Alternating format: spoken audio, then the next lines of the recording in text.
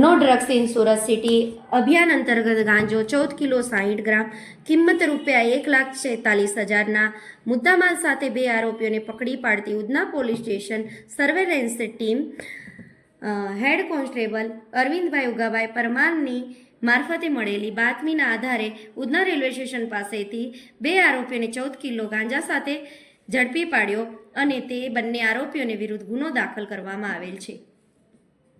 ગઈકાલે અમારા Udhna police station વિસ્તારમાં એક જગ્યાએ ગાંજાની હેરાફેરી થવાની છે એ પ્રકારની માહિતી ઉધના સર્વેલન્સ સ્ટાફના અરવિંદભાઈને મળી હતી, જે આધારે પોલીસે ત્યાં રેડ કરી અને તે જગ્યાએ તપાસ કરતાં બે વ્યક્તિઓ મળી આવ્યા હતા, જેની પાસેથી ગાંજો મળી આવ્યો હતો। આશરે 14 કિલો જેટલો ગાંજો છે, જેની કુલ કિંમત આશરે 1,45,000 રૂપિયા થાય છે।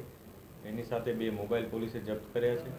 આ મોબાઈલની કિંમત 20,000 ગણવામાં આવી છે અને લગભગ 1,60,000નો મુદ્દામાલ પોલીસે રિકવર કર્યો છે। આ ઘટનામાં